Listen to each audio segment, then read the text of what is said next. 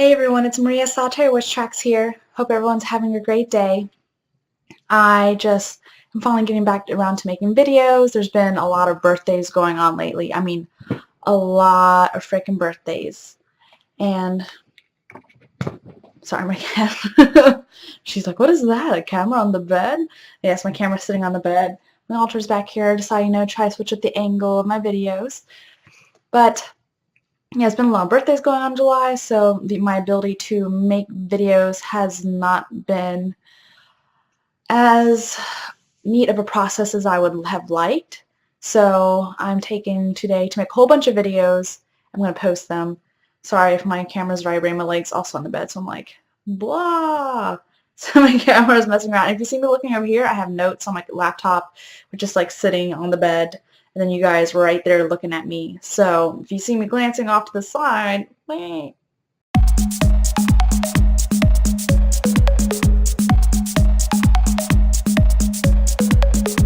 Okay, so for a very long time, I've been working with Norse deities. I've always been fascinated by all things Norsemen, all things Viking, everything to do with Norway, the Scandinavian countries, Iceland. I've always been super, super fascinated and just drawn to it, something something deep in me, something just like this innate, deep feeling just drawing me towards the Norse pantheon. And so looking into that, I actually realized it stems from two different things. One of them being my father's side. He has Norse Germanic on his side, and so I draw a lot from that. Even though even though I don't look like I'd be from Norway, or would look like I don't look like I'd have Viking heritage. It's something that really pulls to me, and I think the fact that I I might not look, it doesn't have anything to do with it, because I don't think that's fair to judge someone based on their physical properties. My cat is scratching my journal. Love her. She's a cat in a recent video who was scratching stuff and playing plastic bags. She is naughty, naughty girl. But anyways, what was I saying? But yes, so I really draw from the Norse pantheon, and it's just something that really pulls deeply within me. And so I've for a very long time, since, oh goodness, I don't know how long I've been, shoot, well over 6 years I've been Wiccan or pagan. I was Wiccan for a while, then I became pagan, but that's a whole other spiel. So for a very long time, I don't know the exact year amount, but for a very long time I've been working with my Norse deities, and I'm just really drawn to them. And so, like I said, first reason why is because of my heritage. Second is because I've actually had at least one past life that I know of within the Viking time frame, if you would, if that'd be the correct thing to say. I did a past life regression on myself and did meditation in which I was a woman, pale skin, really dark auburn hair and blue eyes. My father and my elder brother were going to get on one of the long ships to go venture across the sea to see what they can find, because they heard stories about, rich, fertile lands, and we owned a farm, and it was struggling a little bit because we had some sheep, some animals, but planting wasn't that all successful. It was very hard, and so they're trying to find new land to make a better life for us. I really wanted to go because I was trained, in my past life, I was trained as a shield maiden because my mother passed away a long time ago, and so my father thought, I might not always be there for you, so I'm going to train you to fight like your brother so you can take care of yourself, especially in these kind of situations when they're going away and I'm staying home. But I wanted to go with them because, I was like, you trained me for this, why can't I go? And he's like, well, someone's got to watch the farm, and it's not fair to your brother since he is to inherit, blah, blah, blah. We need someone to watch it, and we can't trust anyone because we didn't have any family. It was just us three, and so they had me watch it. And what happened in that past life, they went away. I was at the house or the hut or whatever. I was home, and I was taking a fire. These men came in. They wanted to take the land. They threatened to kill me. They told me to leave, and they would take it, or else they would kill me. And in self-defense, I killed them. I won't go into the gory details of that because it was a little gory. but in self-defense I did kill them instead of, leaving. And there was a trial afterwards. I told people what happened, and there was a trial. Eowyn, you cannot get in the closet, young lady. No, ma'am. For some reason, there's a crack in the closet. She's like, I want to go in there, but she's not allowed. And so I told them afterwards. I went to the Jarl, and I told him what happened. I was like, well, this is what happened. There's these dead bodies in my house. This is why. And there was a trial for it, because obviously it's, 2 people are dead. And what happened in the trial was, like, they said they understand why I did what I did to protect my land, my family's land. However, they said I went about it the wrong way. I should have just left, gotten help, and gotten these guys kicked them out. But instead, I did it myself. And so they weren't going to punish me. They're like, you can't, we'll hold the land for your family when they return, but you can't stay here. You have to leave. And so, and the original location was in a home, like it was more mainland. And so I found a small village near a fjord, like a coastal village. And I went there and I made my living as a seamstress, pretty much. Eowyn, stop scratching. You cannot get in the closet. No. She's like, well, why not? And so I made my living as a seamstress. I created clothes for people, I stitched things up, whatever.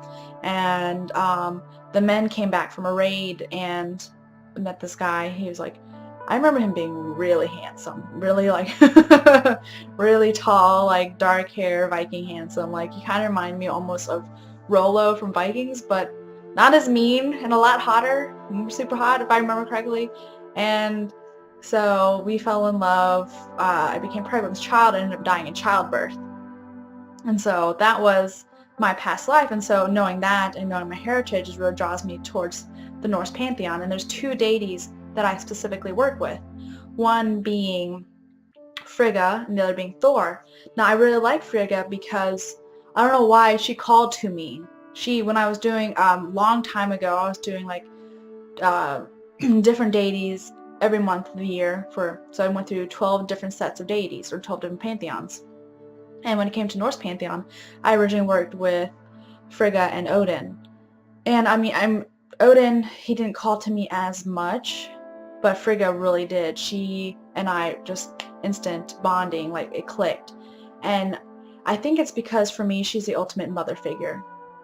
And working with her, because none of my deities my other deities work with are that much of a mother figure to me. I work with Hecate a lot, and she is more of like the wise grandmother crone figure for me, not so much as the mother. And so working with Frigga really, I guess that's what I needed, was I really needed that very strong mothering figure in my life. And so with her, she works, like, her thing is a spindle. She weaves the clouds and things like that.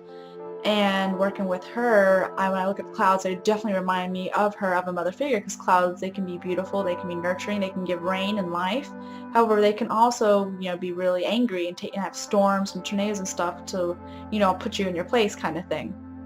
And so that's how, like, I really associate her with clouds and mothering and just the ultimate mother figure. And much like a mother, much like the storm, she can be demanding, and like I said, she puts you in your place. And so whenever I do meditations with her, I usually see her in a great hall surrounded by fire and hearths. She's either sitting on a throne looking over everything and everyone with like that mothering eye, that knowing mothering eye, because you can tell, like, when a mother looks around, she knows moms knows what's going on. You moms know what's going on with your children, like around a playground or something. Like, you're watching, you may not be looking directly intently, but you like are surveying everything around you just to get the details of everything, know what's going on. And so when she's sitting on her throne, she's very much like that. And so she has a lot of wisdom to offer because she knows these things that other deities might not, or other people might not, I guess I should say. Or she's also at her spinning wheel, weaving her messages into the clouds, weaving her wisdom and her warnings into the clouds around us. And so when I look at the clouds, I try to use that as a divination tool to see, what is going on today, what lesson do I need to keep in mind, what do I need to know. And so that's why Frigga really sticks out to me, because she is that mother figure within my group, within the deities and spirits I work with, that I really need. and she's always really good at providing me with the insight and wisdom only a mother can. And then the other deity I really am drawn to is Thor. I am very much warrior aspect. Like I very much embrace the warrior aspect of myself, of my personality. And working with Thor, I really draw his strength upon him. So I'm sorry, I'm looking at my notes. But Thor helped me see the fine line between cockiness and confidence. When you're the difference between the two is really like, I don't know why I didn't notice this before, but being confident, you know your strengths and your weaknesses, you know your limits, you know how hard you can push yourself. And so you know when to retreat, when to advance, when you're confident, because being confident means, like for me, in the warrior sense, means knowing yourself to the fullest, knowing your abilities to the fullest extent. And that's what makes you a good warrior. You know how far you can push yourself. You know how far you can go before you have to, take a step back, you retreat. And whether it's being cocky, you don't necessarily know these things, you know these things, but you don't care, or you think you're just God's gift to whatever and you can do whatever. But with Thor, he helped me realize that confidence is key to being a warrior. And also I use him to draw upon strength when I feel like I'm going into an adverse situation, or if I'm going to a place of conflict in which I know I'm going to be opposed, I know I'm going to be attacked, per se. And so I really draw upon him for those things, because he helps me put my guard up, put my shield up, and, hold my weapons up ready to go and do some battle. And I also draw upon him when situations, like there's been situations where I've been physically in fear of my family, me and my family, just like nothing too serious, just walking the streets at night kind of thing, or in the Philippines, it's not always safe for Westerners, even if you don't look white, to be there. And so even those things, or things where I feel like I need to protect myself physically, I also draw upon him. And because I've had some martial arts backgrounds, things like that, and so drawing upon him helps me put me in that warrior's calm, the calm before the storm. So I'm like, okay, let's get ready to rumble kind of thing. And so working with him really helps me embrace the warrior side of myself, embrace that confidence that comes with that, and not so much, and realize, confidence is not cockiness. And so that's like a fine line that I travel, especially when it comes to my shadow work. But those, and so those are the 2 days I work with in the Norse Pantheon a lot. I also work sometimes with Hel when it comes to shadow work and grounding and things like that. I work with her a lot, but I mainly am drawn to and connected with Thor and Frigga. And I really like working with the Norse deities, because for me, Norse deities are super grounded, super real, and in this moment. And I think it might be because the way the Vikings and the Norse view their deities, they didn't view them as separate at all.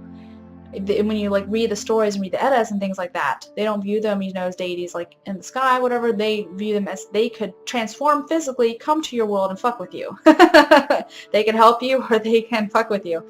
And giving a physical form to your deity like that is very grounding and very earthing, very real in this moment. And I'm very much, within my practice, I'm very much grounded with earthy tones, I guess you would say. I don't do a lot of astral work.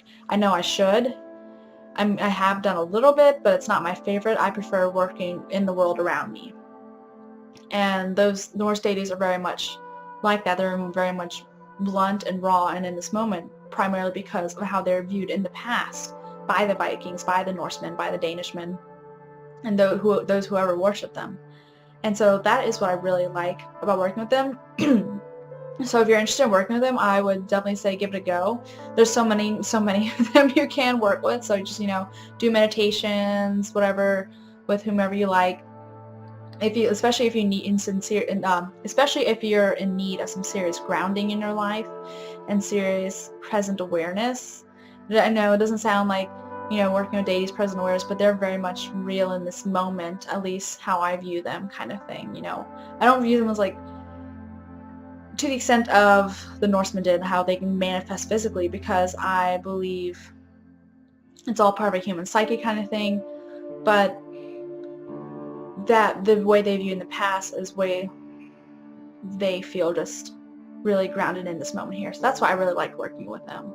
So if you guys work with any Norse deities, I would love to hear it. I I haven't worked with all of them, so if you worked with anyone different other than Odin, Hel, Frigga, Thor, I would really love to hear how whom you work with. I know some women who work with Freya, and I've heard a little bit about her, and I think she's really awesome. And I know there's Braggy and all those other ones I love to Baldur that Heidenhall. Like I would love to hear who you guys work with if you guys work with Norse deities. So please share with me. I love you guys. Blessed be. Namaste.